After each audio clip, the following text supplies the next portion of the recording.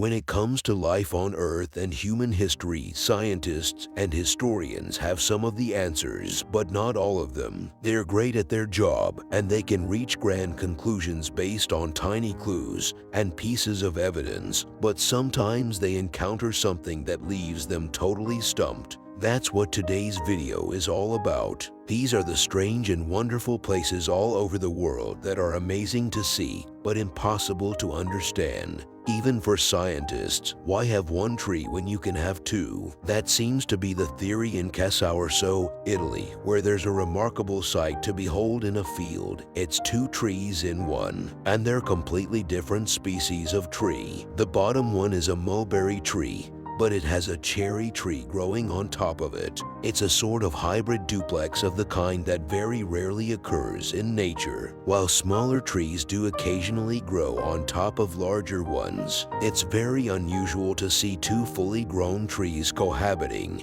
and thriving like this. Usually one of the trees' good health will come at the expense of the other, and it's usually the tree on top that suffers, as the beautiful white flowers on the cherry tree demonstrate that isn't the case here. Unsurprisingly, the strange tree has become a tourist attraction for the area, although it's had to be fenced off for its own protection so that people don't get too close climbing. It is illegal. Mystery surrounds the origins of the heat enter in Austria. It's believed to have been built during the reign of the Roman Emperor Constantine II, who ruled between the years of 351 and 361, but that's a little more than a best guess. The ancient Romans sometimes built structures like this to mark the site of significant military victories. That would make a degree of sense because the ancient city of Corum once existed in this spot and played host to around 50,000 people surrounded by a walled fortress. The settlement is long gone, but the one remaining arch of this building remains for several centuries. It was misunderstood as the gateway to the old city, as so little of its true history is known. Plenty of myths and legends have grown up around the High Enter. It's become a popular gathering spot for Paul, who referred to it as Heaven's Gate for reasons unknown. If it really was a Roman tetrapylon, it would probably have a statue of either an emperor or a god in the middle of it, but there's no sign of it today. There's a clue in the name of Envane Island in Kenya that tells you a lot about how the Kenyans feel about it. The name of the strange-looking island, which is on Lake Tarana, translates as no. That ties in with the myths and legends that surround the place, which suggests that nobody who enters it will ever return. In 1935, English explorer Vivian Fu decided to test that theory by visiting it with colleagues Bill Dayon and Martin Sheffields on a research mission. But when they failed to return, it only served to reinforce the legends. While some conspiracy theorists claim that the island contains an alien base full of extraterrestrial beings who will abduct anybody who gets too close, the Kenyan belief is that those who descend into the enormous crater at the island's center will be struck by lightning, and obliterated photographs taken by planes that have flown over the crater show what appear to be the remains of ancient huts at its center. But nobody's been brave enough to go and inspect it with their own eyes for a very long time. Perhaps it's for the best. There are many ancient and wonderful temples in Syria, most of which have their own fascinating story to tell. But the fascination with the Temple of Adara is especially strong. That's mostly because of the huge human footprint that appear at the entrance to the temple. They've been there for at least as long as the temple has, which is at least 3,300 years. And there's disagreement about how they got there. Scientists and archaeologists say that they were carved by the same people who built and are intended to represent the procession of the gods into the temple's inner chambers. But many local legends say that the temple itself was visited by a great god with clawed feet who left the imprints himself. Yet another school of thought says that the people who built the temple were giants and they left the footprints behind. There are many tales of giant humans living in this part of the world during ancient times, and the footprints are the first thing that the people who believe these stories point to as evidence. Sadly, the temple was badly damaged after being hit by a Turkish air raid in 2018. What the footprints survived. Most people who visit Egypt also visit the Great Pyramid of Giza, which is a spectacular sight to see, but if a few more of them could be persuaded to drive a further 20 minutes to Abu Ghara, it wouldn't be such a little-known secret. The old city contains a structure that is, or at least was, a sun temple and was dedicated to the great god Ra. It was built somewhere around 2,400 years ago and used to have a stepped pyramid of its own from ancient Egyptian historical records. We know that there were once 6 sun temples at Abu Ghara, but only 2 remain. They are ruins today as the colossal stone oblate that once marked the westernmost point of Abu Ghab. The massive red granite blocks that are scattered across the area are a puzzle for archaeologists. They appear to have been precision engineered with polished surfaces and holes so smooth that they must surely have been made using advanced drilling. As if that weren't mysterious enough, there are also several square alabaster dishes that contain markings akin to the gears of an engine. Did the people who lived here have access to advanced technology? If so, what happened to it and to them? Once upon a time, Barak Elmi was an island in the RLC. These days, the water level is a little lower than it was in ancient times, and it's now a plateau in Kislord, Kazakhstan, much like a Vinit Island in Kenya. This is said to be a place that people visit and never return. Even the name, which translated from its original Turkic language means whoever comes here shall not return. In 1939, it was declared a national reserve and was closed off to visitors for the remainder of the 20th century. Nobody knows what the Soviets did there during those years, but there are plenty of rumors that it was used for top secret. Even today, electronic devices fail as you get close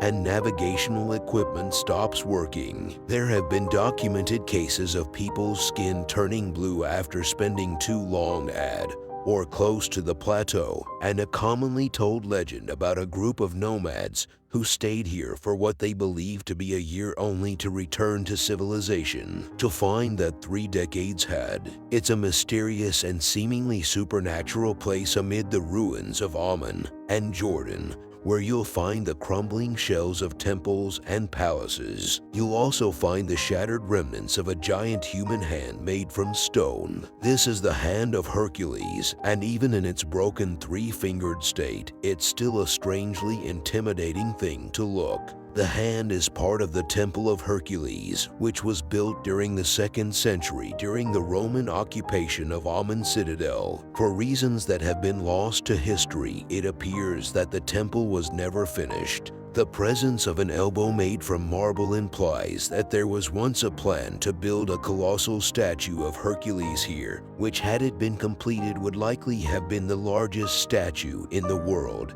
at that time. The region is known for earthquakes, so it's possible that the Romans gave up on the idea of building anything here after enduring one earthquake. Too many for their liking. As tour guides like to point out to the curious visitors, the nails and cuticles on the hand look like they're well trimmed and conditioned, leading to jokes about Hercules enjoying regular manicures. While we at least know that the Romans were responsible for building the abandoned Temple of Hercules, we have no idea whatsoever who built the Pyramid of CIA, Coco in Mexico City, Mexico. There's some evidence that an enormous volcanic eruption destroyed the civilization that once existed here, but aside from that, they left very little behind for us to remember them by, other than their pyramid. By examining the land around the pyramid, archaeologists have been able to conclude that it was farmed for a period that started around 3,200 years and ended during the 1st century when the Seatley volcano erupted. That was a tragic twist of irony for the Mesoamerican population, who were thought to have worshipped a god of fire. While some historians believe that the entire population perished in that disaster, there are some who believe that the survivors fled to other parts of Mexico and took elements of their culture with them, eventually playing a role in the rise of Teotihuacan. While there are no humans living here, there's a thriving population of rattlesnakes and tarantulas, making it a somewhat hazardous place to visit. The mystery of the lost city of the Kalahari is an existential one, by which we mean that there's controversy about the question of whether it really exists at all. The story begins in 1885 when the Canadian magician and explorer William Leonard Hunt, also known as the Great Farini, claimed to have found an empty city of ancient ruins while crossing the Kalahari Desert on foot. In his report to the Royal Geographic Society, he spoke of seeing half-buried ruins, shattered temples, burial grounds, and semi-collapsed walls. That prompted no less than 25 expeditions in the decades that followed, none of which found anything like what the Great Farini described.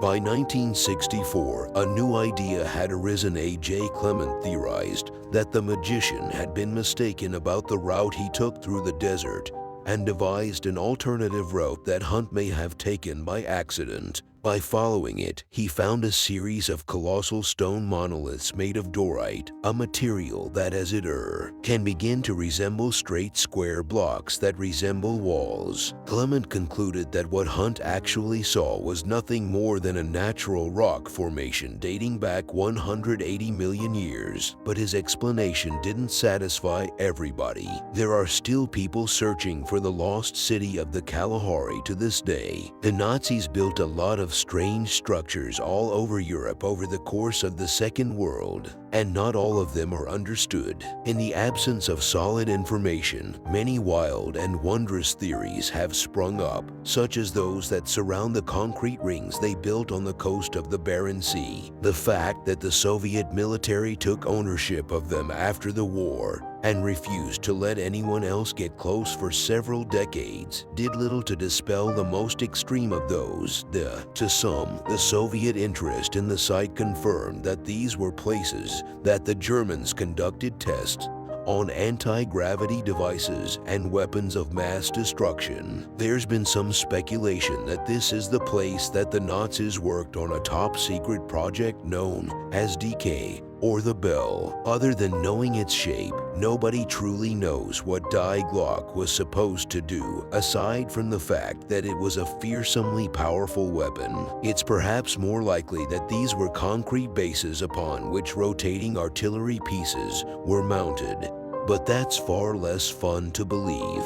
There are people who live in the town of Swinton in North Yorkshire, England, who believe that there's an ancient temple in their neighborhood. Looking at Swinton Druid's temple, it's not hard to understand why. It certainly has the appearance of something ancient, and the words Druid Temple ought to give a clue to its function and reality. However, it was built a mere 2 centuries ago by an extremely eccentric landowner, William Danby, who lived in Intin during the 1820s, was a wealthy and generous man who was concerned about rising unemployment in his hometown. To help solve the problem, he paid dozens of locals to build the temple for him as an effigy to Stonehenge. Once that was done, he offered a huge financial reward to anyone capable of living as a hermit in the middle of it for 7 years. Someone managed to stay for 4.5 years, but nobody managed all 7, and William's reward was never claimed.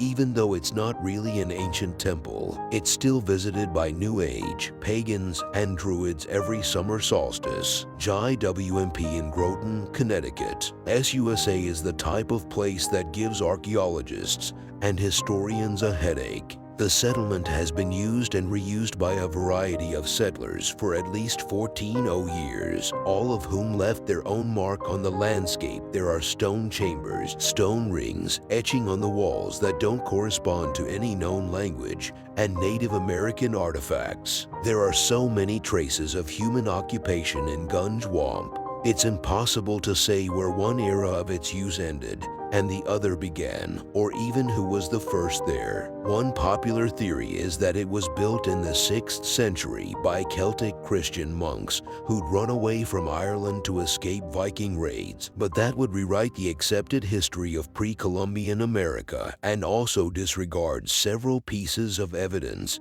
that suggest the site is far older. Occasional spikes in electromagnetic activity have been detected at Gundua, which scientists put down to the composition of magnetite granite and quartz rocks, but conspiracy theorists buy into the idea that it's either an alien base or an energy vortex. One lithic stone tool found buried here is at least 3,500 years old, which blows a hole in the Celtic bunk theory. We don't know whether it was built in stages or all at once, and frustrating. We probably never will. Subscribe to the channel and turn on notifications, and you'll be the first to know when a new video comes out. Thank you for watching and see you in the next video.